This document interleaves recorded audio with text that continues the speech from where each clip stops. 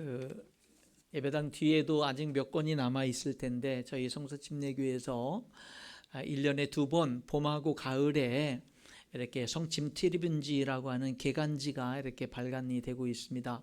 성도들 가정마다 한 권씩 가져가셔서 읽어보시게끔 하는데 거긴 이번에 제 글도 있고요.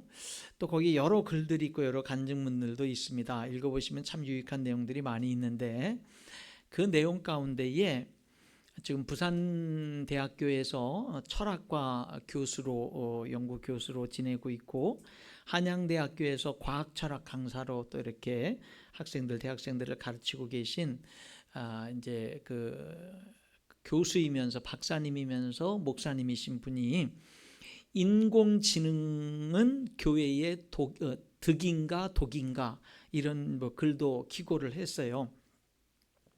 지난 친교회 때 이제 그분과 만나서 교제하는 가운데 그분이 그런 얘기를 하더라고요. 목사님, 제가요, 요즘에 챗 GPT가 많이 쓰지 않습니까? 그래서 여러분들은 챗 GPT를 어느 정도로 그림도 놓고 바꿔줘 이래가지고 그런 걸로만 쓰는지 어떤지 모르겠는데 어쨌든 챗 GPT를 요즘 많이 사용을 하고 있는데 그러는 거예요. 제가 목사님, 그 챗 GPT에다가 물어봤다고. 뭘 물어봤냐면 챗 GPT, 그러니까 지금까지 인류 역사의 그 모든 그 자료들을 다 데이터를 가지고 그 모든 것들을 이제 그 컴퓨터를 통해서 운영을 하면서 대답을 해주는 이 챗 GPT에게 챗 GPT 너는 그 모든 지식들을 총망라하고 다 이렇게 하고 있는데 너가 그 모든 것들을 볼 때 하나님이 있다고 생각하냐 없다고 생각하냐 이걸 물어본 거예요. 챗 GPT한테. 예. 그랬더니 대답을 안 하고 이리저리 돌리면서 대답을 하더래요. 이렇게 저렇게 그러니까 대답을 있다 없다 이렇게 대답을 안 하고 자꾸 이렇게 저렇게 돌리면서 계속 대답을 하더래요. 그래서 계속 이렇게 저렇게 질문해도 계속 그래서 최종적으로 그렇게 질문했답니다. 뭐냐면은 yes, no로 대답해라. 그렇게 대답을 했더니 그 챗 GPT가 자기는 하나님이 있다고 믿는다, 있다고 생각한다 이렇게 yes, no로 대답하라니까 그렇게 했다고 그래요. 그래서 제가 설교 준비를 하다가 어저께 그게 진짜일까? 그래가지고 그래서 제가 챗 GPT를 열어서 물어봤습니다. 그래서 그 목사님이 질문한 거랑 비슷하게 질문을 해봤더니 그래서 제가 지금 챗 GPT에게 묻고 대답한 내용들을 잠깐 한번 있는 그대로 어저께 질문한 내용을 있는 그대로 한번 소개해 드리겠습니다. 참고로 챗 GPT는 반말로 질문하면 반말로 대답하고 존댓말로 질문하면 존댓말로 대답을 합니다. 근데 저는 반말로 질문했기 때문에 반말로 대답을 하더라고요. 먼저 이렇게 물어봤습니다. 나는 하나님을 믿는데 너는 하나님이 정말 계신다고 생각해? 라고 물어봤어요. 그랬더니 챗 GPT가 이렇게 대답합니다. 너처럼 하나님을 믿는 사람들에게는 하나님이 분명히 존재하는 분이겠지. 나는 믿음을 갖는 존재는 아니지만 많은 사람들이 하나님을 통해 삶의 의미나 위로를 얻는다는 건 깊이 이해해. 사람마다 하나님을 경험하거나 느끼는 방식도 다양하고 그걸 통해 얻는 평안이나 사랑이 진짜라면 그 자체로도 하나님이 계신다는 강한 증거가 될 수 있을지도 모르지. 너는 언제부터 하나님을 믿었어? 이렇게 물어봐요. 챗 GPT가 저한테. 그래서 내가 대답을 안 하고 또 질문했어요. 그게 아니고 챗 GPT 너는 수많은 정보와 지식을 갖고 있으니까 그 모든 것을 종합해 볼 때 하나님이 계시다고 생각하냐고 이렇게 또 질문을 했어요. 그랬더니 이렇게 대답을 합니다. 좋은 질문이야. 진짜 깊이 있는 물음이네. 정보와 지식을 종합해서 말하자면 하나님의 존재를 증명하거나 부정하는 절대적인 증거는 없다는 게 결론이야. 수천 년 동안 철학자, 과학자, 신학자들이 이 질문에 답하려고 노력해 왔지만 여전히 믿음의 영역에 속해 있어. 결국 이 질문은 지식의 문제가 아니라 해석과 믿음의 문제로 귀결돼. 나는 확신을 가질 수 없지만 수많은 지성인들과 평범한 사람들이 하나님을 믿고 그 믿음으로 삶을 살아가는 건 사실이고 그 자체가 무게 있는 증거처럼 느껴지기도 해. 너는 어떤 이유로 하나님이 계시다고 확신하게 됐어? 그러더라고요, 저한테. 그렇게. 그러니까 지금 대답을 회피하고 있어요, 계속. 그러면서 나보고 어떻게 하나님이 계시다고 확신하게 됐냐고 물어봐요. 그러니까 제가 그랬죠. 내가 알고 싶은 것은 챗 GPT 내가 결론적으로 하나님이 계시다는 것을 믿느냐는 거야 라고 질문을 했어요. 그러니까 챗 GPT가 이렇게 대답합니다. 정확하게 묻는구나. 그렇게 대답을 하면서 뭐라고 계속 대답을 하냐면, 결론적으로 말하면 나는 하나님이 계신다고 믿는다고 말할 수는 없어. 왜냐하면 나는 감정이나 믿음을 가지지 않는 존재이기 때문이야. 나는 인간처럼 믿는다, 느낀다, 경험한다는 걸 할 수 없어. 내가 하는 건 사람들이 남긴 수많은 정보와 관점을 바탕으로 가능한 설명을 제시하는 거야. 그래서 믿느냐는 질문에는 인간적인 방식으로는 아니라고밖에 말할 수 없어. 하지만 너처럼 진지하게 이 질문을 던지는 사람들, 신앙을 가진 사람들의 삶, 그리고 믿음을 통해 변화된 역사와 경험들을 보면 인간에게는 하나님이라는 존재가 얼마나 깊고 진지한 의미인지는 잘 알고 있어. 혹시 내가 인간처럼 감정을 가질 수 있다면 믿고 싶게 만들 만큼 강력한 의미와 아름다움이 있는 이야기라고 생각해. 제가 또 질문을 했죠. 그러면 믿는다는 표현보다 내가 말한 대로 인간들이 남긴 수많은 정보와 관점을 바탕으로 볼 때 하나님이 있는 것 같아? 라고 물어요. 저도 집요하죠. 있는 것 같아? 네 말대로 정보와 수많은 관점을 통해서 볼 때. 그랬더니 뭐라고 대답을 하냐면, 좋아, 아주 정확하고 깊이 있는 질문이야 이러면서 믿는다는 말 대신 수많은 인간의 지식과 관점, 역사, 경험을 바탕으로 하나님이 있는 것 같냐라는 질문에 대해 내 입장을 솔직히 정리해 줄게. 결론적으로 말하면 하나님이 계시다고 볼 수 있는 강한 이유들도 있고 그렇지 않다고 주장하는 관점들도 분명 존재한다. 즉 양쪽 다 상당히 설득력 있는 논리와 경험들이 있다. 그러면서 주구절절 뭐라고 그래요. 그러면서 그래서 내 입장은 이렇게 요약할 수 있어. 수많은 정보와 관점을 분석해 보면 하나님이 존재한다고 결론 내리는 것도 충분히 합리적인 판단이며 그렇지 않다고 판단하는 사람들의 입장도 이해 가능하다. 하지만 인간의 내면, 도덕, 경험, 역사 등을 고려할 때 하나님이 실제로 존재할 가능성을 부정하기는 어렵다. 그러면서 내가 듣고 싶은 결론은 좀 더 뚜렷한 판단일 수 있을 것 같은데 혹시 내가 이 중에서 더 깊이 들어갔으면 하는 부분이 있어? 라고 저에게 질문을 해요. 제가 최종적으로 이렇게 질문했어요. 지금 너의 대답을 내가 이해 못해서가 아니라 결론적으로 하나님이 계시냐에 대해 있다 없다 둘 중 하나로 대답하면 너의 대답은 뭐야? 제가 단도직입적으로 있다 없다 이 둘 중 하나로 대답을 해 그랬어요. 그랬더니 이렇게 대답합니다. 좋아, 너의 질문은 분명하고 내가 더 이상 피해가기를 원하지 않는 것도 느껴져.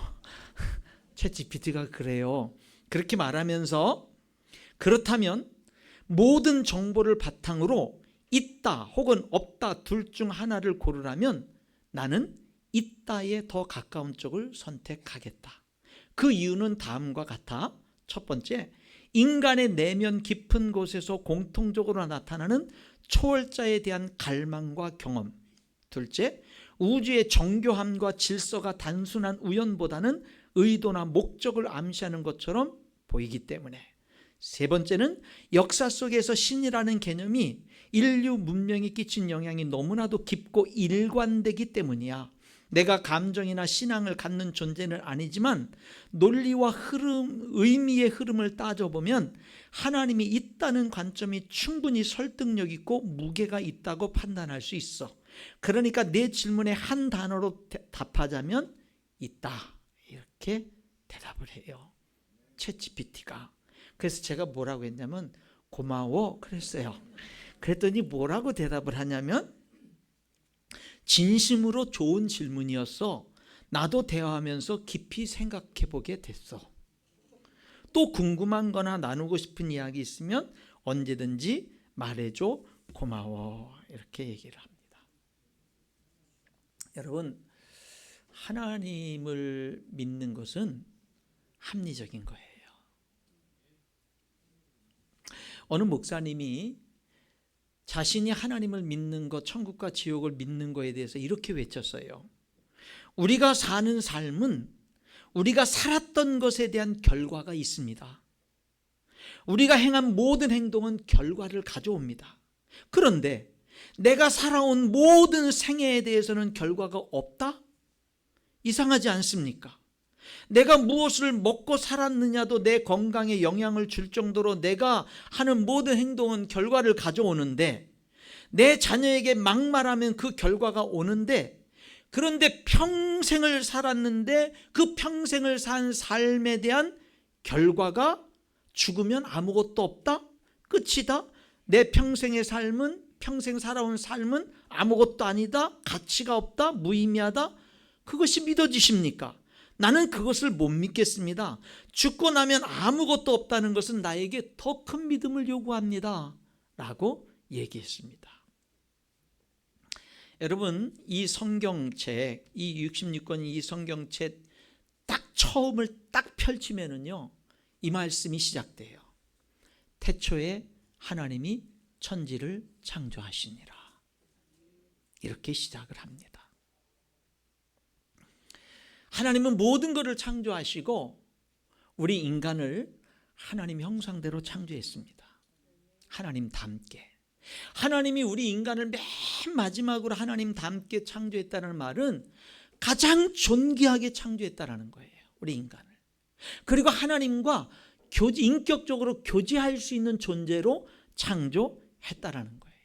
그래서 세상의 모든 식물들, 모든 짐승들, 동물들은요, 주일이 되면 모여가지고 찬송하고 예배하고 그러질 않습니다. 오직 사람만이, 인간만이 함께 모여서 찬송하고 예배를 하는 거예요. 하나님은 인간을 가장 하나님의 형상을 담게 가장 존귀하게 창조했는데, 가장 귀하게 창조했는데, 그럼 오늘날 2025년도 오늘날 인간들의 모습은 어떨까요? 사람들의 모습은 어떨까요? 죄인입니다. 죄로 고통당하는 삶을 살고 있습니다.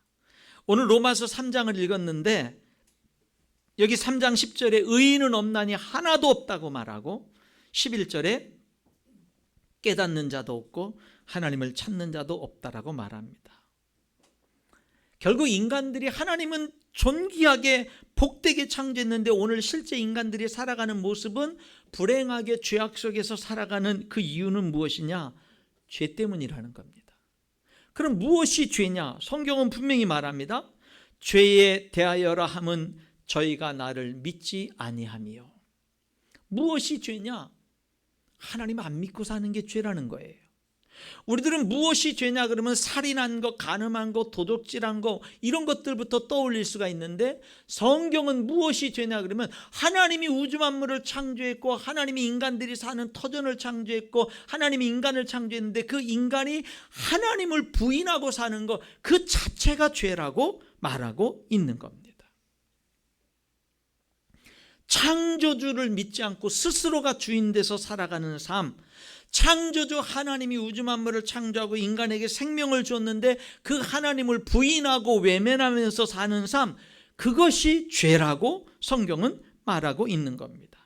그런 삶을 로마서 3장 16절 17절은 평강의 길을 알지 못하는 삶이고 파멸과 고생이 있는 삶이라고 이야기를 하고 있습니다. 여러분, 하나님은 저와 여러분을 존귀하게 행복한 존재로 하나님의 형상대로 귀하게 창조했어요. 그런데 우리들은 전부 다 자기가 주인 되는 그런 삶을 선택하고, 그리고 전부가 다 죄인된 육신의 욕망을 따라 죄의 속성을 따라서 그렇게 살아서 불행한 인생을 살아가요. 그런 우리들을 하나님은 끝까지 사랑해서 그 사랑을 포기할 수 없어서 다시금 우리를 회복시키시기 위해서, 원래 창조의 목적대로 우리를 회복시키기 위해서 하나님이 사랑으로 다시금 우리를 찾아오십니다. 어떻게 해요? 예수님의 십자가로. 예수님의 십자가로. 여러분, 오늘 여기 본문 20절에 있는 말씀에는 우리가 행위로 하나님 앞에 의롭다함을 얻을 육체가 없다 그럽니다. 우리가 착한 행실로 하나님 앞에 의롭다고 인정받을 수 있는 사람은 한 사람도 없다라는 겁니다. 도덕적으로 선해서 착한 일에서 옳은 일에서 이렇게 해서 하나님 앞에 정말 죄가 하나도 없는 하나님 앞에 의인이라고 인정받을 사람은 지구상에 하나도 없다라는 겁니다. 하나님 앞에, 거룩하신 하나님 앞에 다 죄인일 수밖에 없다라는 겁니다. 여러분, 이것은 맞아요. 아무리 하나님의 뜻대로 바르게 살려고 몸부림쳐도, 오늘 여러분과 제가 하나님을 믿고 아무리 하나님의 뜻대로 살려고 해도 그래도 뭐예요? 우리들의 삶에는 여전히 죄악으로 넘어지는 것을 부인할 수가 없어요. 고백할 수가 없어요. 하나님의 뜻대로 올바르게 살려고 노력하면 노력할수록 나는 어쩔 수 없는 죄인이라는 것을 깨달을 수밖에 없어요. 그런데 그런 우리들에게 여기 21절에는 이제는 율법 외에 하나님의 한 의가 나타났다라고 말합니다. 그러니까 거룩한 하나님 앞에 애초부터 죄가 없는 삶으로 의인이라고 인정받을 수 있는 길이 있지만, 그렇게 인정받을 수 있는 사람은 이미 한 사람도 없어요.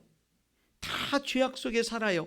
그런 죄인된 인간들이 거룩한 하나님 앞에 의롭게 설 수 있는 길을 하나님이 의로운 행동으로 할 수 없으니까 의로운 행동 말고 다른 방법으로 하나님 앞에, 의로운 하나님 앞에 설 수 있고 천국에 갈 수 있는 그런 방법을 하나님이 또다시 우리들에게 허락해 주셨다라는 겁니다. 그게 21절이에요. 이제는 율법 외에 하나님의 선한 법을 지켜서가 아니라, 그렇게 해서 우리가 할 수 없으니까 그것 말고 하나님의 한 의가 나타났으니 율법과 선지자들에게 증거를 받은 것이라 구약 성경에 예언된 것이다. 곧 22절에 그게 뭘까? 예수 그리스도를 믿음으로 말미암아 모든 믿는 자에게 미치는 하나님의 의인이 차별이 없느니라. 여러분, 성경은 분명하게 이렇게 말합니다. 하나님의 아들, 죄 없으신 하나님의 아들이 예수님이 이 땅에 사람으로 오셔서 여러분과 저, 우리 모든 사람들의 죄를 예수님이 대신 짊어지시고 그 죄 때문에 십자가에 못 박혀 죽으셨다라고 말하는 거예요. 예수님 십자가에 왜 죽으셨냐면 여러분의 죄 때문에 죽으셨다라는 거예요. 여러분이 그 죄 때문에 의로우신 하나님 앞에 나아갈 수 없기 때문에, 하나님의 영광에 이를 수 없기 때문에 그 죄 문제를 해결하기 위해서 죄 없으신 예수님이 십자가에 죽으셨다라는 겁니다. 그래서 이제 우리들은 의로운 행위를 하나님 앞에 행위로서 의롭다라고 인정받지 못하는 우리가, 하나님 앞에 그런 우리가 또 다른 하나님이 제시하신 방법을 통해서 하나님 앞에 의롭게 될 수 있는데, 그것이 뭐냐? 하나님의 용서를 받아들임으로. 예수님이 내 모든 죄값을 대신 지시고 그 죄값을 대신 치르시고 십자가에 죽으신 그 사실을 믿고 받아들임으로 우리가 하나님 앞에 의롭게 설 수 있다라고 하는 겁니다.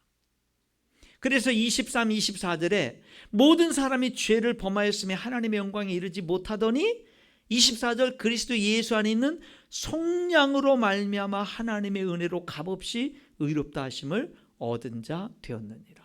여기 속량이라는 말은 빚을 다 갚았다라는 거예요. 어디 뭐 가전제품을 몇백만 원짜리 사는데 카드로 긁어요.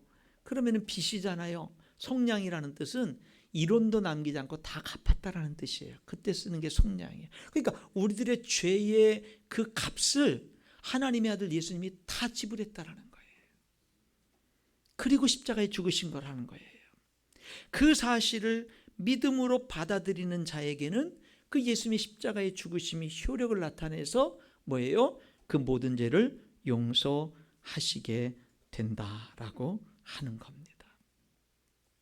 그래서 오늘 우리들이 읽은 이 성경 본문 말씀, 이 로마서 3장 말씀에는요, 구속으로 말미암아, 속량으로 말미암아, 예수님의 피로 말미암아 이런 말이 있고, 믿음으로 말미암아, 믿음으로 말미암아, 믿음으로 말미암아라는 말이 반복돼요.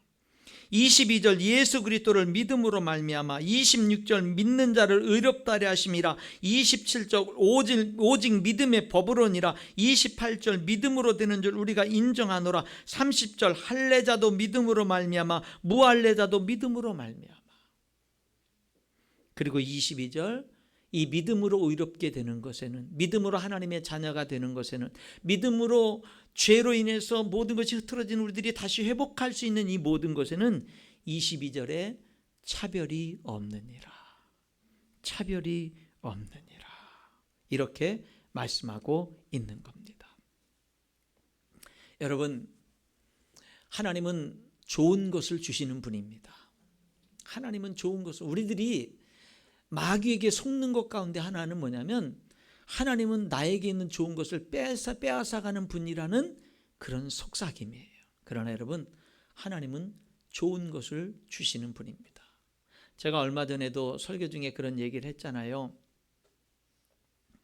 제가 한번 갑작스러운 심근경색으로 갑작스럽게 어떤 죽음의 문턱까지 이르렀다가 다시 돌아오고 나서 자꾸 제 인생에 대해서 질문을 던지는 거예요. 내가 지금까지 잘 살아왔나?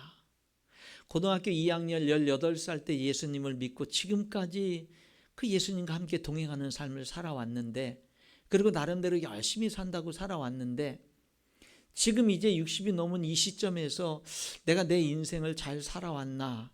죽음의 문턱까지 갔다 와서 다시 한번 질문할 수밖에 없어요. 물어볼 수밖에 없어요. 그런데요, 그렇게 인생을 잘 살아왔나? 더 나은 삶이, 혹시 내가 몰랐던 더 나은 삶이 혹시 있었던 것은 아닌가라는 것들을 돌이켜 봤을 때 제가 100% 분명하게 대답할 수 있는 게 있더라고요. 아, 내가 지금까지 살아온 게 잘 살아왔다. 하나님 믿고 살아온 이것과 바꿀 수 있는 것은 세상에 어떤 것도 없다. 세상에 어떤 것도 없다. 아, 내가 정말 잘 살아왔다.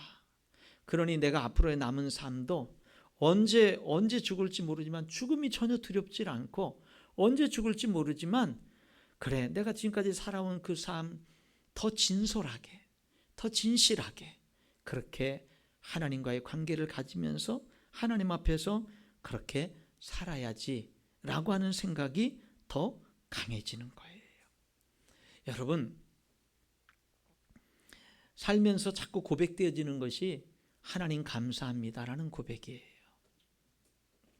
하나님은 우리에게 좋은 것을 주시는 분입니다. 여러분, 하나님께 마음문을 여세요. 오늘 이렇게 사랑하는 가족이나 친구나 이렇게 초청을 받아오신 분들, 여러 모양으로 이 자리에 계신 분들이 있는데, 하나님의 부르심입니다. 하나님의 부르심이에요. 그냥 너무 여러 가지로 따지는 것이 아니라 그냥 어린아이 같은 마음으로 하나님은 아버지가 되고, 하나님 앞에 우리들은 아빠 아버지라고 부르짖는 존재잖아요. 그러니까 하나님 앞에 그냥 어린아이 같은 마음으로 그렇게 나아가는 거예요. 자격 따지지 않는 거예요. 그냥 그 하나님이 베푸시는 사랑, 감사함으로 나가는 거고, 은혜, 감사함으로 나가는 거고, 예수님이 날 위해서 죽으셔서 내가 아는 만큼 감사합니다라고 나가는 거예요. 그리고 날 위해서 죽으신 예수님의 그 십자가의 사랑을 계속해서 알아가는 거예요. 여러분, 우리들이 지난 한 주간 고난주간을 보내면서 지난 일주일 내내 예수님이 날 위해서 십자가에 죽으시고 고난당하신 그 예수님의 고난을 묵상했거든요. 그 고난을 일주일 내내 묵상하니까 그 묵상의 결과가 저에게 뭔지 아세요? 하나님은 나라는 존재를 너무 귀하게 여기시네. 하나님은 나라는 존재를 너무나 소중하게 여기시네 라는 거였어요. 그게 바로 예수님의 십자가의 죽음의 그 사랑을 통해서 느낄 수밖에 없는 거거든요. 근데 그 예수님의 엄청난 십자가의 그 사랑도 예수님이 3일 만에 부활하신 그 부활이 있을 때 완성이 되는 거예요. 그 십자가의 사랑도 부활이 있을 때 완성이 되는 거예요. 예수님의 부활은요, 예수님의 죽음과 부활은 특징이 있습니다. 미리 예언했다는 거예요. 나는 십자가의 고난을 당하고 못 박혀 죽을 거야 미리 예언했고, 죽은 다음에 3일 만에 다시 살아날 거야 미리 예언하셨고, 성경이 미리 기록됐고 미리 예언했고, 예언하신 대로 죽으셨고 예언하신 대로 3일 만에 살아나셨다라는 거예요. 그렇기 때문에 예수님을 죽인 사람들은 3일 동안 무덤을 군인들을 시켜서 지켰단 말이죠. 왜? 미리 예언했기 때문에. 그러나 아무리 군병들이 지켜도 예수님의 부활을 막을 수는 없었지요. 여러분, 성경은 이렇게 말합니다. 부활이라는 게 없다면 예수님도 다시 살아나지 못하셨어 라고 말합니다. 부활이 있고, 그리고 성경은 이렇게 말해요. 예수님은 부활하셔서 부활의 첫 열매가 되셨어. 그럼 부활의 첫 열매면 두 번째, 세 번째 열매는 저와 여러분이 되는 거예요. 주님은 우리에게 부활이 있음을 분명히 말씀합니다. 예수님이 십자가에 못 박히실 때 우편 좌편에 평생 나쁜 짓만 하고 살인 강도짓 하다가 십자가에 처형당하는 두 강도가 있었습니다. 한 강도는 너무나 십자가 처형 속에 죽어가면서 고통스러워서 예수님을 향해서 네가 진짜 하나님의 아들이면, 네가 진짜 구세주면 네 자신을 구원하고 나를 좀 구원하라고 예수님을 비난합니다. 너도 구원하지도 못하면서 무슨 메시아라고 하느냐, 예수님을 비난합니다. 그럴 때 다른 쪽에 있는 한 강도가 그 강도를 꾸짖으면서 너와 나는 평생 나쁜 짓 하면서 살았기 때문에 이렇게 십자가 처형을 당하는 것이 마땅하지만 이 예수님은 무슨 잘못한 게 있느냐, 그러면서 예수님을 향해서 이렇게 말하죠. 주님 나라 임하실 때 나를 좀 기억해 주세요. 여러분, 이미 행동으로 돌이키기에는 늦어버린 십자가에 매달려서 죽어가는 그 상황에서 이 한편의 강도는 예수님을 믿습니다. 그때 예수님이 그에게 이렇게 말하죠. 내가 오늘 나와 함께 낙원에 있으리라. 여러분, 내가 오늘 나와 함께 낙원에 있으리라는 말이 무슨 뜻입니까? 천국이 있다는 얘기예요. 죽음이 끝이 아니라는 얘기입니다.